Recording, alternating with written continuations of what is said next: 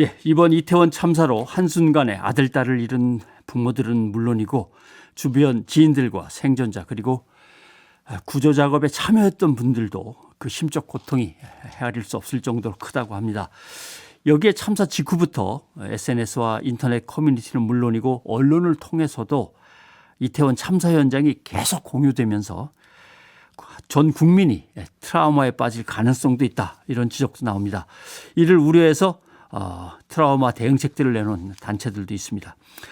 한국 트라우마 스트레스 학회 홍보위원장을 맡고 있는 정찬승 정신건강의학과의 전문의를 연결해서 자세한 얘기를 좀 들어보도록 하겠습니다. 정 위원장님 나와 계시죠? 네, 안녕하십니까. 네. 정찬승입니다.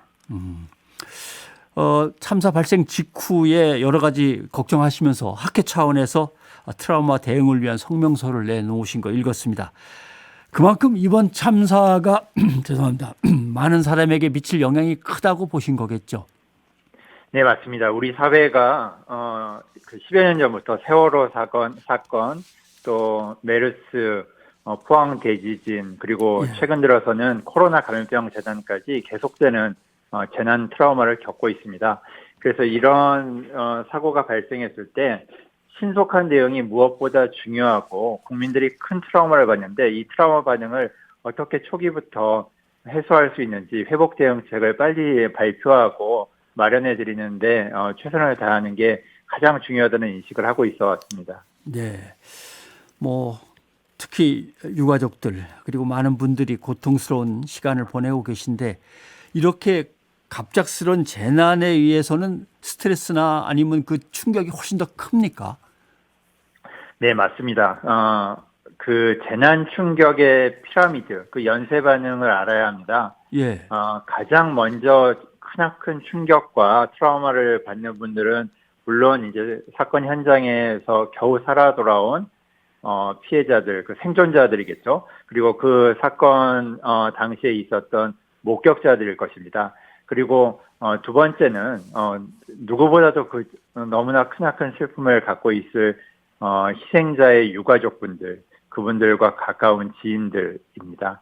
그리고 그 뒤 이어서는 바로 현장에서 구조에 참여했던 일반 시민들, CPR에 뛰어들었던 일반 시민들과 그 현장 대응 인력들, 경찰관, 소방관, 응급구조대, 그리고 여러 이제 행정 직원들, 그리고 심지어는 취재를 나갔던 언론인도 포함될 수 있습니다. 예. 이러한 연쇄 반응이 일어날 수 있다는 걸 알아야 하고, 그리고 일반 시민들까지 그런 미디어를 통해서 그런 참사를 접하면서 크나큰 마음의 충격을 받을 수 있다는 걸 알아야 합니다. 네.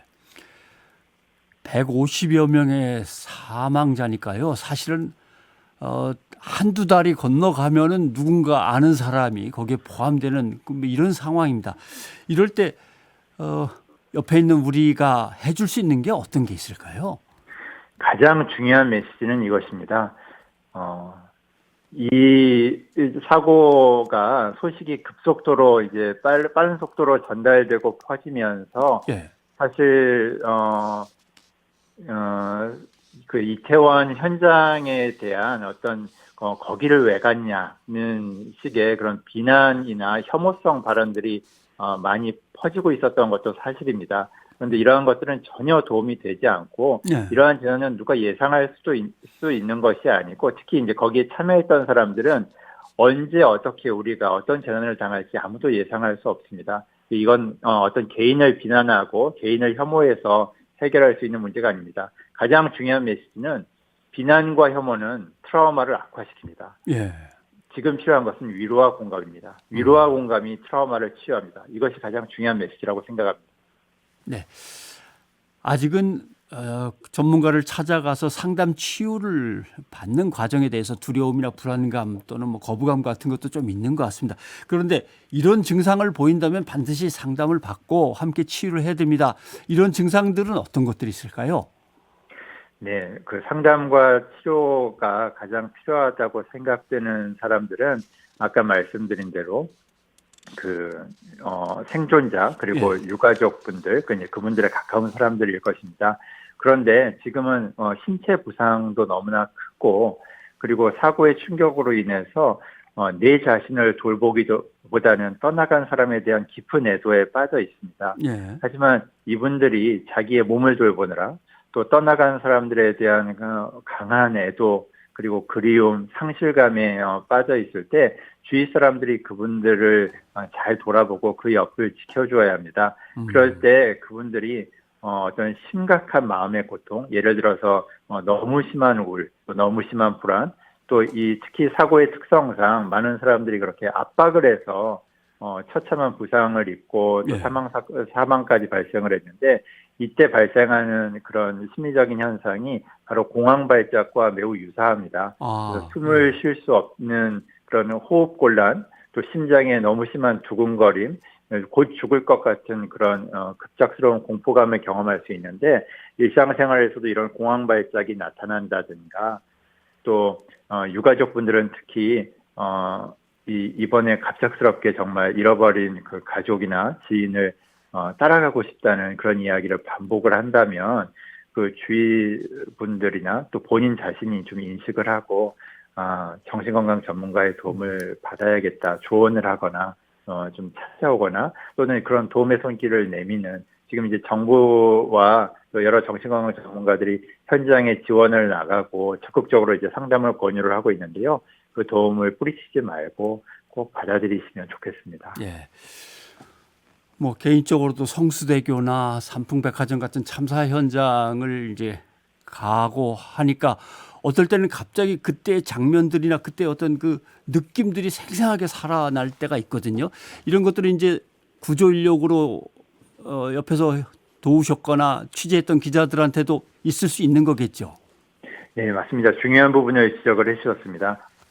최근 언론이 많은 비난을 받고 있는데 사실상 이런 언론인들의 역할은 우리 사회에서 대단히 중요합니다. 그리고 기자들이야말로 언론인들이야말로 이런 재난 현장의 최일선에 뛰어들어서 그 참사 현장을 취재하고 또 희생자, 목격자 그리고 그 유가족들을 인터뷰를 해서 이제 바른 소식을 전할 수 있는 그런 중요한 역할을 담당하고 있습니다. 하지만 이런 과정에서 그분들의 이야기를 아주 자세히 들음으로써 그 트라우마를 자기 내부로 받아들여서 그걸 마치 자기가 직접 경험하지는 않았어도 마치 경험한 것과 진배 없는 그런 트라우마를 또 한 번 받을 수가 있습니다. 이것을 2차 트라우마라고 하는데요. 예. 원래는 이제 상담가들이 트라우마 피해자들을 상담하면서 너무 이야기를 자세하게 그리고 몰입해서 듣다 보니까 그 감정적인 영향을 받는 것을 말했습니다. 하지만 지금은 그런 취재 기자들 또 미디어가 발달해서 그 사고 현장들을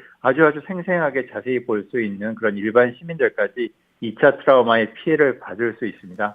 이럴 때는 이것 또한 정신적인 심각한 고통을 일으킬 수 있음을 이제 이해하고 또 전문가의 도움을 받는 것이 좋고요. 기자분들도 지금은 이런 트라우마에 대해서 이해가 많이 넓어지고 또 적극적으로 개인적으로 또는 그 언론사 차원에서 알겠습니다. 정신건강 전문가의 협업을 하고 있습니다. 오늘 여기까지 듣도록 하겠습니다. 정찬승 정신건강의학과 전문의 고맙습니다. 네, 감사합니다.